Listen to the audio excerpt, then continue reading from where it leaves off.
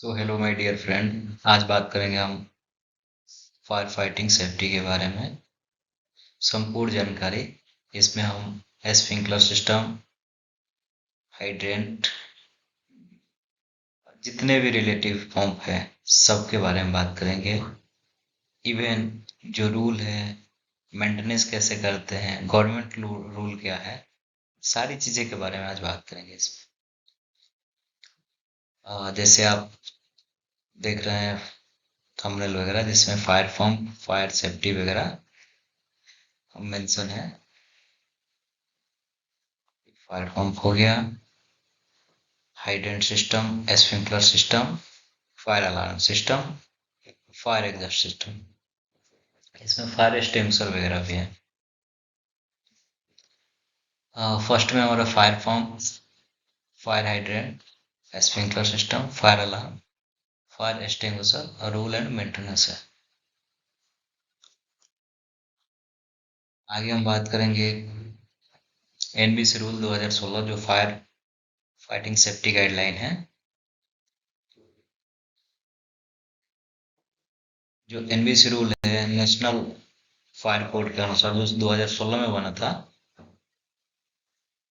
इसके अनुसार क्लास ए जो है, लकड़ी कागज में जो आग लगेगी या कपड़ा से, वो क्लास ए के श्रेणी में आएगा। क्लास बी जो पेट्रोल डीजल से या पेंट से आग लगेगी वो क्लास बी में आएगा। जितने भी गैस है उससे लगने वाली आग क्लास सी में आता है। अगर कोई मेटल है या धातु बोले तो उसमें जो भी आग लगती है क्लास डी में आता है। क्लास एफ और के जो है कुकिंग ऑयल से लगता है। अब इसको बुझाने के लिए जो फायर सिलेंडर आता है, जो फायर एक्सटिंग्विशर बोलते हैं, अगर क्लास ए में आग लगी है तो जनरली हम उसको वाटर से बुझा सकते हैं, पानी से। और क्लास ए और बी जो है, पानी से आग लगी हो, डीजल या पेंट से आग लगी हो तो फोम टाइप आता है, उससे बुझा सकते हैं, फोम टाइप फायर एक्सटिंग्विशर से। इसके अलावा क्लास सी हो गया या इलेक्ट्रिकल आग हो गया, उसमें CO2 का उपयोग करते हैं। ध्यान देने वाली बात है कि क्लास सी है, इसमें जो इलेक्ट्रिकल आग है उसे CO2 से ही बुझाना है। इलेक्ट्रिक से लगी आग पे कभी भी पानी यूज नहीं करना है। पानी यूज करने से और फायर बढ़ेगा, इसलिए हमें कभी भी इसका यूज नहीं करना, हमें CO2 यूज करना है। DPC ABC टाइप के लिए है, cleaning agent thermal insulation server के लिए है, और वेट केमिकल किचन में लगने वाली आग के लिए है। जितने भी किचन में आग लगते हैं उसके लिए है। आगे बात करेंगे टाइप ऑफ फायर एक्सटिंग्विशर। जैसे आपने देखा क्लास ए वाटर से बुझा सकते हैं, क्लास बी ए और बी फोम टाइप होता है, और ड्राई केमिकल टाइप, इसमें ABC आता है, carbon dioxide. Class B and C और इलेक्ट्रिकल इक्विपमेंट के लिए है। क्लीनिंग एजेंट में अगर आग लगे तो बी और सी से बुझा सकते हैं। वेट केमिकल किचन में लगी आग को बुझा सकते हैं। आगे बात करेंगे फायर पंप टाइप्स का। बेसिकली तीन टाइप का पंप यूज करते हैं। First of all main electric pump, jockey pump and diesel pump use करते हैं। टेरिस पंप भी यूज करते हैं, नीड इमरजेंसी हो या रिक्वायरमेंट हो जहाँ पे, वहाँ टेरिस पंप यूज करते हैं। आगे बात करेंगे टाइप ऑफ फायर पंप, जिसके लिए हम अभी बात कर रहे थे। Electrical fire MEP pump, main pump है ये डीजल पंप। आप जो देख पा रहे हैं वीडियो में मेन पंप हो गया, ये डीजल पंप हो गया। इन केस फायर लगती है तो पावर ऑफ हो जाता है, तो उस केस में हमारा डायरेक्ट DG से सप्लाई दी जाती है इसमें, ताकि हमारा फायर जो है वो चालू रह सके फायर पंप चालू रह सके, आग को बुझा सके। जूकी पंप छोटा छोटे एरिया में या थोड़ा सा आग लगने पे स्प्रिंकलर से बुझाने के लिए सबसे पहले जूकी पंप चालू होता है। Same like a pump room के जैसा नीड है तो टेरिस पे लगा सकते हैं टेरिस पंप को। पंप का फंक्शन जानेंगे सबसे पहले हम। पंप का फंक्शन में होता है कि सबसे पहले हमारा फायर लगता है तो स्प्रिंकलर पंप चालू होगा। जैसे प्रेशर जो है प्रेशर गेज में, जो प्रेशर गेज यहाँ लगा हुआ है आप देख पा रहे हैं, इसमें 7 to 10 बार रख सकते हैं। जैसे हम सेट कर रहेंगे कि 4 बार से नीचे प्रेशर आएगा तो हमारा जूकी पंप, जो ये आप जूकी पंप देख पा रहे हैं, ये ऑटो में चालू हो जाएगा। जूकी पंप ऑटो में चालू होगा। जूकी पंप चालू होने के बाद हमारा फिर हाइड्रेंट चालू होगा। हाइड्रेंट के बाद अगर हाइड्रेंट का बैकअप है तो वो चालू होगा।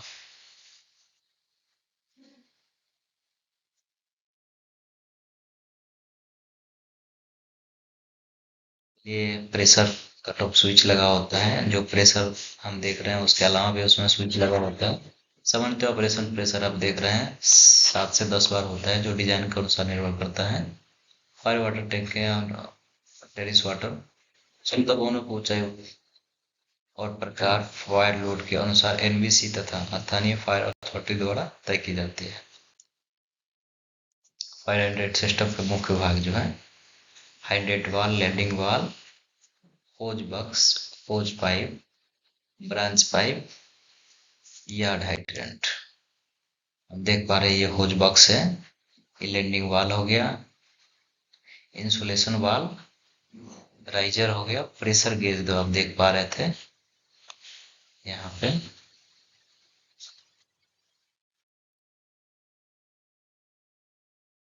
ये हमारा डबल लैंडिंग वाल हो गया। ये हमारा पंप रूम है। पंप रूम का बेसिक जो डिजाइन वगैरह है, जितने भी मशीनरी वगैरह पंप रूम में फायर का लगा होता है, ये उसका डिजाइन है। ऐसे ही रहता है, एसी के अनुसार से बनाया जाता है। आगे देखेंगे हम। आगे जस्ट जैसा आपने देख रहे थे फायर पंप, इसमें सबसे पहले हम टैंक को सिलेक्शन करते हैं, कितनी रिक्वायरमेंट हमें, कितना लाख लीटर की रिक्वायरमेंट है बिल्डिंग के अनुसार, जो एनबीसी गाइडलाइन है उसके अनुसार। उसके बाद हम पंप का सिलेक्शन करते हैं। पंप रूम में जो पंप लगाते हैं डीपीसी करके अप स्टैंड पे पंप लगाते हैं, ताकि अगर इनकेस पानी भरे तो उसके लिए प्रॉपर ड्रेन की व्यवस्था करते हैं। इसके अलावा ऑटोमेटिक सेंसर के साथ पंप लगाते हैं, जो ड्रेन पंप होता है। इनकेस फायर का पाइप लीक होता है तो ड्रेनेज से ड्रेन पंप साफ करके बाहर फेंकता है। क्योंकि बेसिकली जहाँ देखते हैं कि ये जो पंप रूम होता है वो थोड़ा सा डाउन इलाका में होता है, डाउन एरिया रहता है, तो वहाँ पे पानी भरने की संभावना ज्यादा रहती है। आगे देखते हैं हम स्प्रिंकलर का प्रकार। कितने प्रकार का स्प्रिंकलर होता है। बेसिकली देखा जाए तो 4 प्रकार का स्प्रिंकलर होता है। अपराइट जो ऊपर की तरफ लगा होता है, पेंडेंट जो नीचे की तरफ लगा होता है, साइड वाल जो वाल पे लगाते हैं साइड वाल पे, उसके आगे होता है कंसील्ड स्प्रिंकलर। अभी वीडियो में आपको दिखाएंगे फोटो में। देखिए ये हमारा हो गया स्प्रिंकलर हेड, ऊपर वाला। ये जो नीचे की तरफ है इसे पेंडेंट कहते हैं। यही ऊपर की तरफ होगा तो उसे अपराइट कहेंगे। और यहाँ वाल पे अगर लगा होगा, यहाँ वाल पे, इसको वाल साइड स्प्रिंकलर बोलेंगे। और जो कंसील में लगा होगा उसको कंसील टाइप स्प्रिंकलर। आज जैसे आप देख रहे हैं वाटर अलार्म मोटर है, अलार्म है, अलार्म चेक वाल है, सारी डिवाइसें लगी हुई है इसमें। बात करते हैं टेम्परेचर। मतलब कि अगर इनकेस फायर होता है तो जो स्प्रिंकलर है वो कितनी डिग्री हीट पे ब्रेक डाउन होगा उसका ग्लास और वाटर निकलना चालू होगा। 3 टाइप से होता है, 68 डिग्री, 79 डिग्री, 93 डिग्री। 68 सामान्यतः यूज करते हैं, 79 जहाँ पे किचन वगैरह है वहाँ यूज करते हैं, और जो हेवी रिफाइनरी प्लांट है जहाँ पे ऑयल, क्रूड ऑयल को रिफाइन किया जाता है, वहाँ पे 93 डिग्री सेल्सियस का स्प्रिंकलर यूज करते हैं, ताकि हेवी टेम्परेचर पे ये काम करे। लाइक स्प्रिंकलर का कलर है और उसका कलर के अनुसार कितनी फ़ारेनहाइट या कितने डिग्री सेल्सियस पे काम करेगा। आप देख पा रहे हैं येलो वाला 57 डिग्री सेल्सियस, 135 फ़ारेनहाइट, ये लो हजार्ड के लिए है।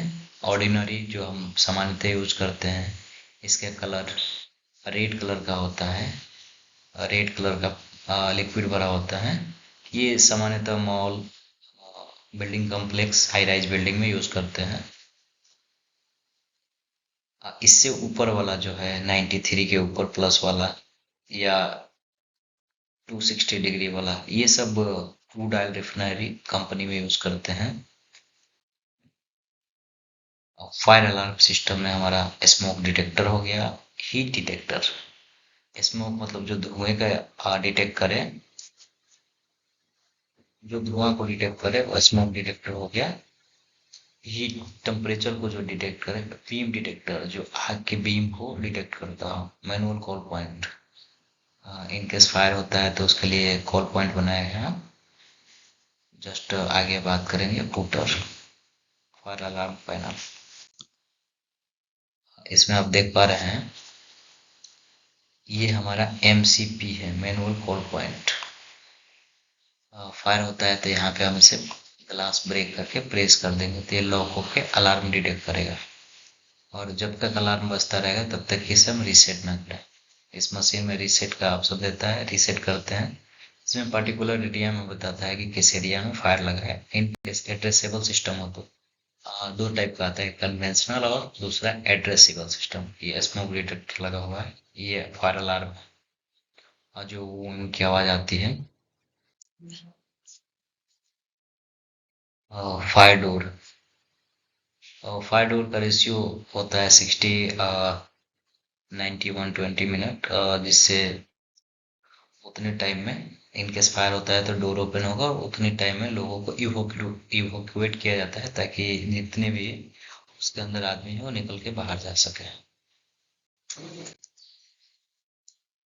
मेन सब स्पेक, कम से कम 2 जगह एग्जिट की आवश्यकता होती है। एग्जिट बाहर की ओर खुले, एग्जिट बाहर की ओर खुले, एग्जिट में कोई रुकावट ना हो, एग्जिट साइन, इमरजेंसी लाइट अनिवार्य।